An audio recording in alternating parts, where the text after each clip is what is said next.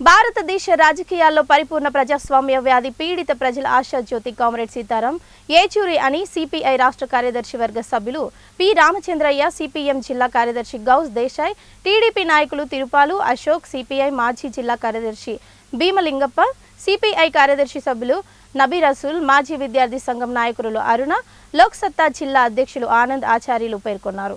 ఆదివారం కర్నూలు జిల్లా పత్తికొండ మండలం కేంద్రంలో సిపిఎం ప్రధాన కార్యదర్శి కామ్రేడ్ సీతారాం ఏచూరి సంస్మరణ సభ స్థానిక సాయిబాబా టెంపుల్ ఆవరణంలో జరిగింది.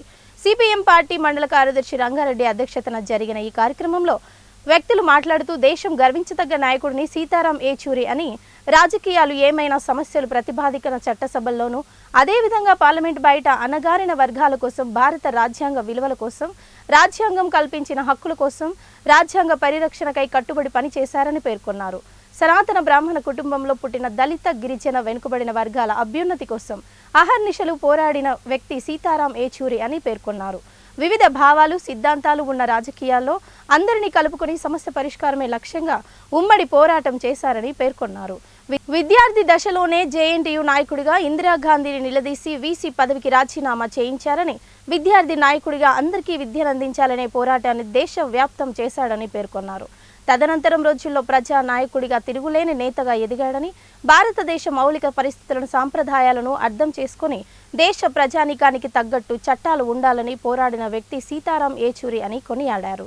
కమ్యూనిస్టు పార్టీలో 3 తరాల వ్యక్తులతో పనిచేసిన సీతారాం తన మేధస్సునంతా ఉపయోగించి భారతదేశానికి విశేష సేవ అందించారని, అనేక రైతాంగ, కార్మిక, విద్యార్థి, యువజన ఉద్యమాల్లో ప్రత్యక్షంగా పాల్గొని విజయాలు సాధించారని పేర్కొన్నారు.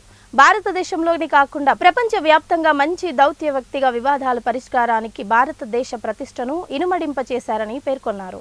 ఆయన నడిచిన బాటలో పేద మరియు అణగారిన వర్గాల హక్కుల కోసం పోరాడడమే ఈ రోజు మనందరి బాధ్యత అని పేర్కొన్నారు. మీ త్యాగ స్ఫూర్తికై దీక్షభూని సాగేందుకు, మీ త్యాగ స్ఫూర్తికై దీక్షభూని సాగేందుకు, నిరంతర మన గమ్యం చేరేందుకు నిరతం పయనిస్తామని, మన గమ్యం చేరేందుకు నిరతం పయనిస్తామని, ఇదే ఇదే మా శపథం ఓ ఆశయ జ్యోతులారా, ఇదే ఇదే మా శపథం ఓ ఆశయ జ్యోతులారా, చైతన్యపు ధారలారలా. వాళ్ళు ఉద్యోగంలో పనిచేసినారు. మరి ఆయన కుమారుడు, ఒక కుమార్తె, ఒక కుమారుడు ఉంటే ఒక కుమారుడు ఆయన కరోనాలో 2020లో చనిపోవడం జరిగింది. కూతురు అక్కడ బ్రిటన్లో పనిచేస్తుంది.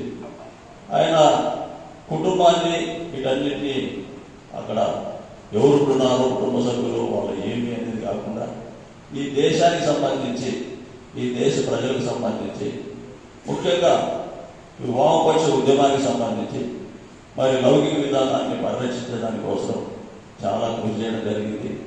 ఈరోజు మన దేశంలో